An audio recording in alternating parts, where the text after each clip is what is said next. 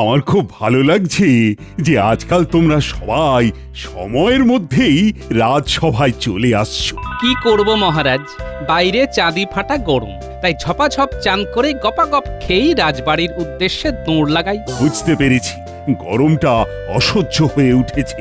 এখনো তো বৈশাখ মাসই পড়লো না। আর তো কয়েকটা দিন মাত্র।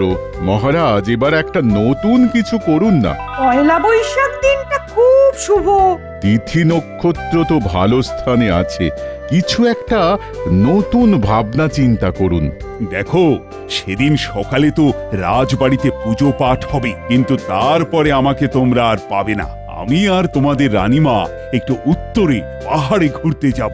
শোনো, সবাই মিলে কোথাও একটা ঘুরে এসো, আর সেখানে বনভোজন করে সন্ধ্যের মধ্যে বাড়ি ফিরে এসো। কিন্তু এই গরমে কোথায় যাব মহারাজ? হ্যাঁ, আপনার মতো যদি উত্তরে ঘুরতে যেতে পারতাম তাহলে না হয় একটু আরাম হতো। ঠিক আছে, তোমরা সবাই ভাবনা চিন্তা করো, আগামীকাল না হয় এই নিয়ে আলোচনা করা যাবে। বেশ বেশ, ঠিক আছে মহারাজ।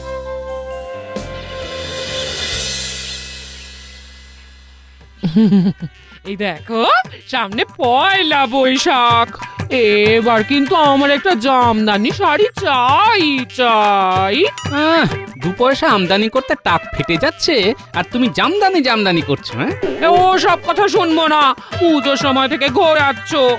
আর না, এবার জামদানি চাই চাই চাই চাই। উফ, এতটুকু শান্তি নেই।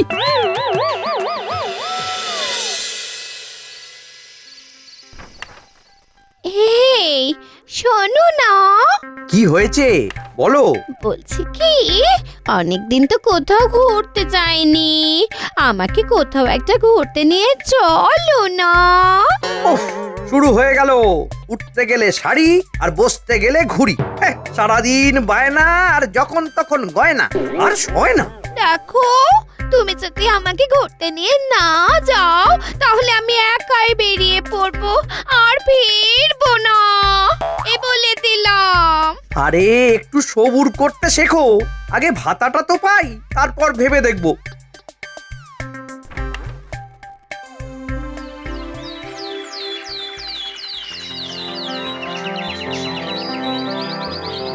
তাহলে বলো, তোমরা সবাই কে কি পরিকল্পনা করলে? দেখুন মহারাজ, আমার মাথায় একটা দুর্দান্ত বুদ্ধি মাথাচাড়া দিয়ে উঠেছে। কি বুদ্ধি বলো গোপাল? দেখুন মহারাজ, আমরা তো শীতকালে বনভোজন করি, এবার হোক গরমকালে বনভোজন। বাহ বাবা বাবা, গোপালের আমি শুধু নিন্দা বন্ধ করি, কিন্তু গোপালের এবারের প্রস্তাবটা বেশ, আমার মনে ধরেছে। হ্যাঁ মহারাজ, অনেকদিন ভালো মন্দ খাওয়া দাওয়া হয়নি, গিন্নি বায়না বায়না করে কদিন ধরে ভালো মতো কিছুই রান্না করছে না মহারাজ। বেশ, তাহলে তোমাদের আজকেই আমি নববর্ষের ভাতা দেওয়ার ব্যবস্থা করছি। সেই অর্থ খরচ করে তোমরা বনভোজন করে কাপড় জামা কিনো। জয় জয় মহারাজ মহারাজ কৃষ্ণচন্দ্রের কৃষ্ণচন্দ্রের জয়। ঠিক আছে, ঠিক আছে গোপাল, তুমি যখন বনভোজনের প্রস্তাব তুলেছ, তখন তুমি না হয় এই ব্যাপারটা নিজের হাতে সামলাও। যথাজ্ঞা মহারাজ, আমি তাহলে আজকেই একটা ব্যবস্থা করছি। একটু ভাবনা চিন্তা করে বিকেলে সবার সাথে ব্যাপারটা নিয়ে আলোচনা করে নেব। আপনারা সকলে রাজবাড়ির বাগানে হাজির থাকবেন, কেমন? হ্যাঁ, আচ্ছা আচ্ছা।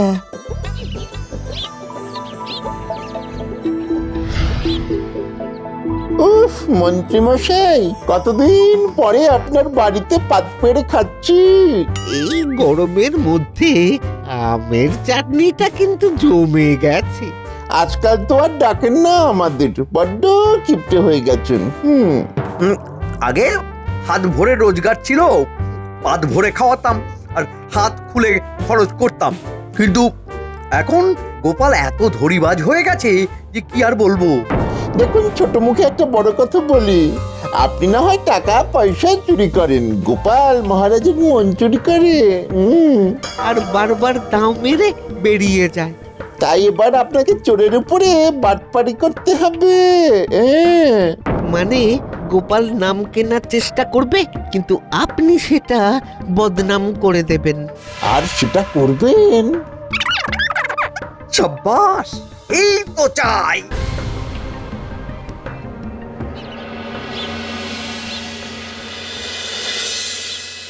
তোমরা আলোচনা শুরু করার আগে তোমাদের মনে একটু আনন্দ দিই। ওই দেখো খাজাঞ্চি আসছে তোমাদের নববর্ষের ভাতা নিয়ে। বেশ আনন্দম। খাজাঞ্চি, সবাইকে হাতে হাতে তাদের প্রাপ্ত অর্থের বটুয়া দিয়ে দাও। এই তো দিচ্ছি মহারাজ।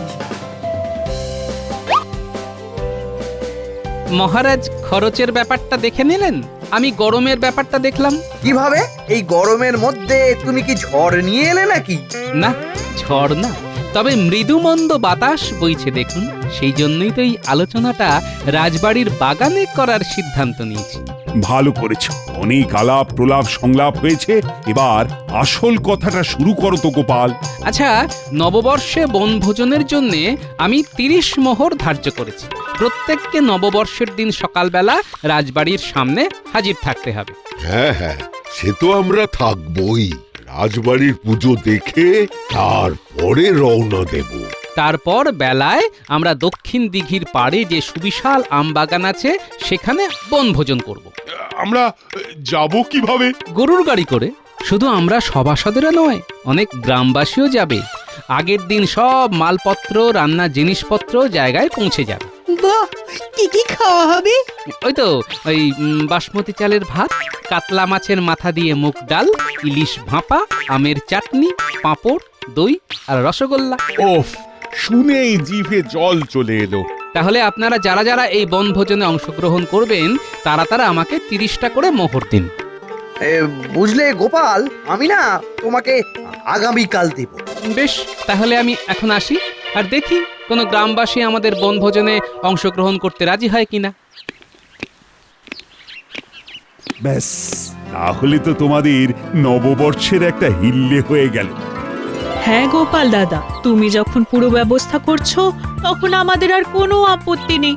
তোমাকে কালকে সকালেই আমাদের বনভোজনের চাঁদাটা দিয়ে দেব। বেশ বেশ। আরে গোপাল দাদা, তুমি যখন এই বনভোজনের দায়িত্বে আছো তখন আমাদের আর চিন্তা কিসের? তাহলে তোমরা নববর্ষের দিন সকাল সকাল রাজবাড়ি চলে এসো, পুজোর প্রসাদ খেয়ে আমরা রওনা দেব, কেমন? আচ্ছা গোপাল দাদা।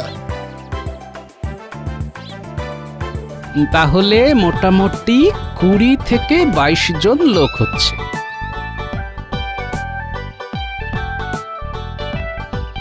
বলা, নববর্ষের দিন সকালবেলায় কয়েকশো রসগোল্লা আর দই লাগবে, বুঝলি? আমরা বেশ কিছু গ্রামবাসী আর মহারাজ বাদে সব সভাসদেরা মিলে বনভোজন করতে যাব। ও, এবারে সিদ্ধিদাতা আমার দিকে মুখ তুলে চেয়েছেন। কিরকম? এই যে একটু আগে মহারাজ এসেছিলেন, সকালবেলা এই রাজবাড়ির পুজোর জন্য মিষ্টির বায়না করে গেলেন। তারপরে আমি এলাম, তার মানে শুধু সিদ্ধিদাতা নয়, ধন সম্পদের দেবীও তোমাকে আশীর্বাদ দিচ্ছেন, সেটা বলো। হ্যাঁ হ্যাঁ, ঠিকই বলেছ। কিছু অগ্রিম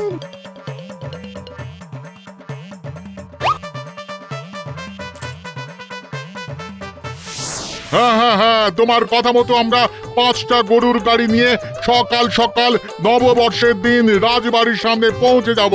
হ্যাঁ, কিন্তু তার আগের দিন একটা গাড়ি নিয়ে আমার বাড়িতে আসতে হবে। শাক সবজি, চাল, মুদিখানার সব জিনিসপত্র আগের দিন নিয়ে যাবে। মাছ আর মিষ্টিটা পরের দিন সকালে আমাদের সাথে যাবে। আর হ্যাঁ, নববর্ষের দিন তোমরা গাড়ি রেখে আমাদের সাথেই বনভোজন করবে, তার জন্য কোনো অর্থ লাগবে না, কেমন? বেশ গোপাল দাদা, বেশ। হ্যাঁ,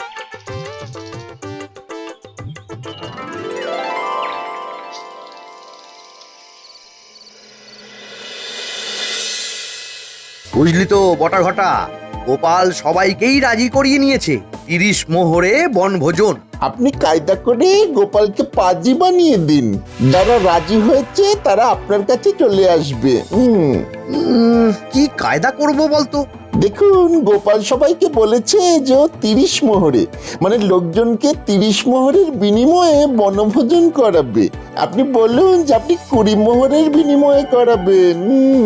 কিন্তু এতে তো লোকসান হয়ে যাবে আমার। এত কম খরচে অত ভালো মন্দ খাওয়াবো কি করে?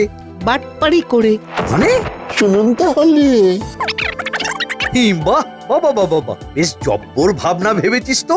হ্যাঁ, তাহলে কালকে থেকেই কাজ শুরু করে দিন। নিশ্চয়ই নিশ্চয়ই।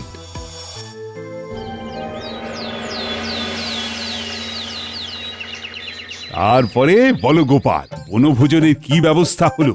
মহারাজ, সব ব্যবস্থা হয়ে গেছে। সমস্ত বাজারে দোকানে দোকানে আমি বলে দিয়েছি, নগদ অগ্রিম দিয়ে এসেছি। ব্যাস, তাহলে তো আর কোনো চিন্তাই নেই। সবাই গোপালকে 30 মোহর করে দিয়েছো তো? মহারাজ, আমি দিইনি, কারণ আমি গোপালের সাথে যাব না বনভোজনে। সে কি মন্ত্রী মশাই, আপনার আপত্তি কোথায়? গোপাল, তুমি কি বনভোজনের ব্যবস্থাপনায় কোনো ত্রুটি রেখেছো? না তো মহারাজ, সব ব্যবস্থাই ঠিক আছে। গরুর গাড়ি বলা আছে, গরুর গাড়ি ওখানে রাখার জন্য সুন্দর জায়গা রয়েছে। আগের দিন চাল ডাল তেল নুন মুদিখানা আনাজ হাঁড়ি পাতিল সব পৌঁছে যাবে, আর পরের দিন মাছ আর মিষ্টি নিয়ে যাও। বাহ বাহ বাহ, এ তো সব গোছানো ব্যাপার। তাহলে মন্ত্রীর সমস্যা কোথায়? না, এসব বলতে পারবো না। যা বাবা, কি আর করব বলুন, আপনাকে তো আর ধরে বেঁধে নিয়ে যেতে পারবো না। তাছাড়া একজন না গেলে কিছু যায় আসে না। এই, তোমরা ঝগড়াটা বন্ধ করো তো। দেখো, গোপাল 30 মোহরের বিনিময়ে তোমাদের সবাইকে নিয়ে যাবে, কিন্তু তোমরা যদি আমার সাথে যাও তাহলে 20 মোহরের বিনিময়ে নিয়ে যাব, বুঝলে? কি তাহলে আপনি আমাদের শুধু বলছেন কেন? বাকিদেরকেও বলুন। না, বিজ্ঞানী আর সভাকবি গোপালের নেওটা, তাই ওদের বলছি না। তোমরা এক কাজ করো, বুঝলে, গ্রামে গ্রামে গিয়ে বাড়ি বাড়ি গোপনে এই খবরটা পৌঁছে দাও, আর বলো যারা যারা গোপালকে অর্থ দিয়ে দিয়েছে তারা যেন গোপালের কাছ থেকে সেটা নিয়ে নেয়। বেশ বেশ, ভালোই হলো। 10 মোহর কমে ব্যবস্থা হয়ে গেল, কিন্তু খাবারের গুণমান খারাপ হবে না তো? সব ভালো হবে, সব ভালো হবে। গোপাল গরুর গাড়িতে নিয়ে যেত, আমি ঘোড়ার গাড়িতে নিয়ে যাব। আমি তো আর গোপালের মতো ভিতরে ভিতরে অর্থ নিজের ট্যাকস্থ করছি না। আমি সৎ নিষ্ঠাপরায়ণ ব্যক্তি। যাও যাও, তোমরা এগিয়ে গিয়ে গ্রামবাসীদের কান ভাঙিয়ে দাও, যাও।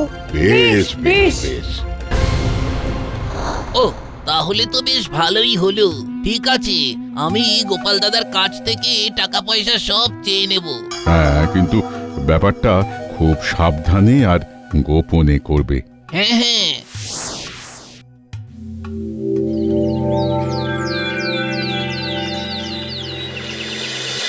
না না গোপাল দাদা, আমাদের টাকা ফেরত দিতেই হবে।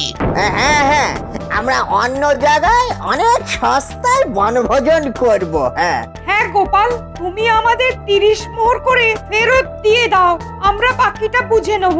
এ কি করে সম্ভব? আমি তো সব দোকানে অগ্রিম দিয়ে এসেছি। যদি না ফেরত দাও, ঠিক আছে ঠিক আছে, আপনারা দাঁড়ান, আমি দিচ্ছি।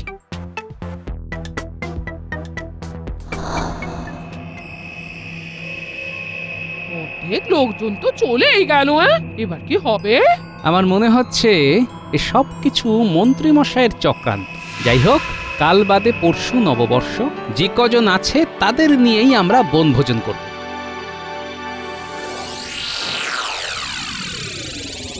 শোন, কালকে তো গোপালের দলের সব জিনিসপত্র এখান থেকেই বনভোজনের জায়গায় স্থানান্তর হবে। হ্যাঁ হ্যাঁ হ্যাঁ হ্যাঁ, কালকে আমরা তককে তককে থাকবো, কাজ হয়ে যাবে। ব্যাস, তাহলেই হলো। রমেন, তাহলে সব জিনিসপত্র নিয়ে তুমি চলে যাও, আবার ফিরে আসবে। কালকে তো আমরা সবাই মিলে যাব। আগে হ্যাঁ।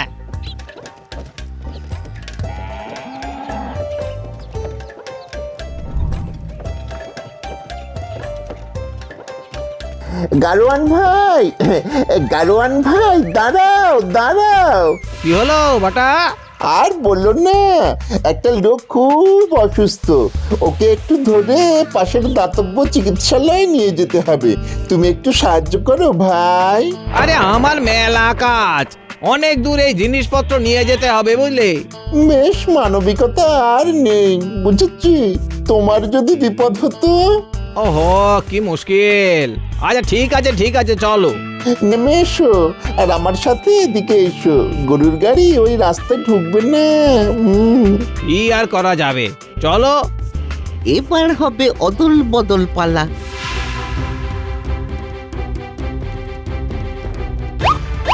ভাই বটা, কোথায় সেই অসুস্থ ব্যক্তি কোথায়? এ বাবা, এখানেই তো ছিল, কোথায় গেল? ও, এই যে শুনছেন, কোথায় আপনি? যা, সাড়া দিচ্ছে না। দূর দূর, আমার সময় নষ্ট হলো। উফ, কাজ শেষ।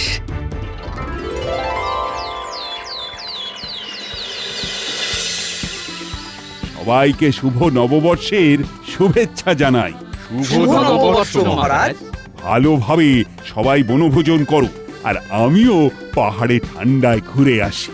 সবাই একসাথে বনভোজন হবে না মহারাজ, দল ভাগ হয়ে গেছে। 20 মোহরে কেউ এক মহান ব্যক্তি অনেককে আলাদা করে নিয়ে যাচ্ছেন। সেই মহান ব্যক্তি আমি। সবার জন্য ঘোড়ার গাড়ির ব্যবস্থা করেছি, আর একই জায়গায় বনভোজন করব। আমি গোপালকে দেখিয়ে দেব যে আমি কত বড় দায়িত্ববান। তোমরা যা ভালো বোঝো করো না, আমি তোমাদের এই সাপে নেউলে ঝগড়ায় নেই। তাহলে আর দেরি কেন? আমার দলের লোকেরা একে একে ঘোড়ার গাড়িতে উঠে পড়ুন। গোপাল, আমাদেরকে যদি ওই 20 মোহরে বনভোজনের লোভ দেখাতো, আমি কিন্তু যেতাম না। আর আমরা দাদুর সেনাবাহিনী, দাদু যেখানে আমরা সেখানে। পাকা পাকা কথা না বলে চল।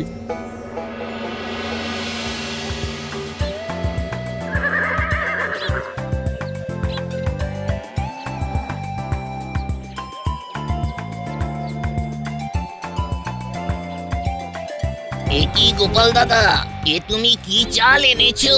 সবই তো পোকা চাল। কি বলছোটা কি? আমি তো বাসমতি চাল আনিয়েছি। এ কি, ডালেও তো পোকা। কি বলছো কি? ডালেও পোকা? আমি তো ভালো সোনামুগ ডাল আনিয়েছি। এ কি গোপাল, আমরা পোকা চাল পোকা ডাল খাবো? এই যে রমেন, তুমি তো ভাই সব জিনিসপত্র গতকাল নিয়ে এলে, তুমি কিছু করনি তো? সত্যি কথা বলো কিন্তু।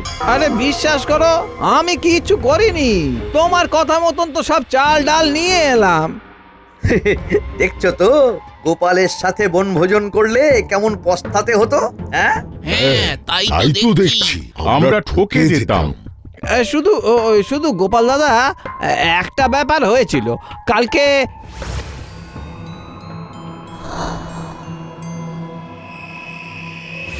আচ্ছা, এই ব্যাপার।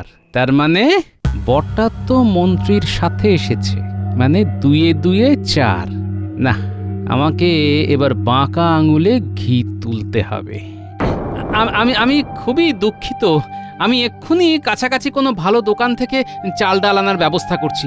ভাই রাধুনি, তুমি বরং মাছটা আগে বানিয়ে নাও। আচ্ছা।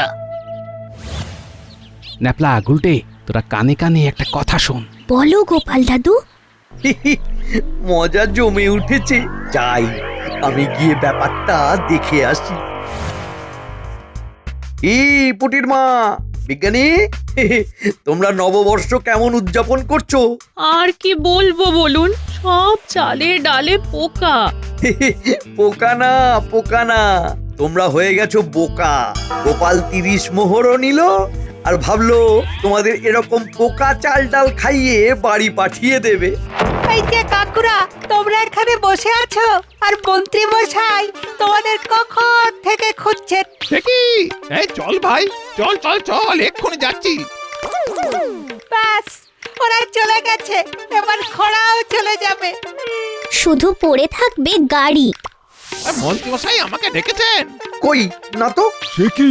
তবে যে গোপালের নাতি নাতনিগুলো আমাকে ডেকে বলল আপনি আমাকে ডাকছেন। ও সব মজা করছে। যাই হোক, ভালোই করেছো, ভালোই করেছো। তোমরা তো কিছু খাওনি, একটু কিছু খেয়ে নাও, কেমন? খেয়ে তারপরে যাবে। হ্যাঁ, বেশ বেশ। গোপাল, এর কত দেরি হয়ে গেল বলো তো? আরে বিজ্ঞানী, তুমি বুঝতে পারছো না? এসব ওই মন্ত্রী মশাইয়ের চক্রান্ত। আমার সন্দেহ যদি ঠিক হয়, তাহলে এক্ষুনি পরিষ্কার হয়ে যাবে। মন্ত্রী মশাই, সর্বনাশ হয়ে গেছে। কেন, কি হয়েছে? আরে আমাদের ঘোড়ার গাড়িগুলো আছে, কিন্তু একটা ঘোড়াও নেই। কি? আরে তাহলে আমরা বাড়ি ফিরবো কি করে? হ্যাঁ, কি মন্ত্রী মশাই, আমরা কি করে ফিরবো? কৃষ্ণনগর তো অনেক দূর। বাবা, এবার কি হবে? কি হয়েছে? কোনো সমস্যা? আমাদের ঘোড়া পালিয়ে গেছে। ও, আসলে আমাদের তো ভালো চাল ভালো ডাল পালিয়ে গেল, ঠিক সেই রকমই আপনাদের ঘোড়াও পালিয়ে গেল। মানে তোমার নাতি নাতনিরা কিছু করেছে নাকি? আপনার প্রাণের বটা আমাদের মালপত্র বাহক গাড়োয়ানের সাথে কিছু করেছে নাকি? ও মন্ত্রী মশাই, আপনার কথা শুনেই তো আমি ওরে চেপে যা, চেপে যা। কি চেপে যাবে? হ্যাঁ, আমি সব বুঝতে পেরেছি। বটা, তুই যদি এখন পরিষ্কার করে সব না বলিস তাহলে তোকে আড়ং ধোলাই দেব, আর যদি বলিস তাহলে সবাইকে আমাদের গরুর গাড়ি করে বাড়ি নিয়ে যাওয়ার ব্যবস্থা করব। ওরে বল। আসলে গতকাল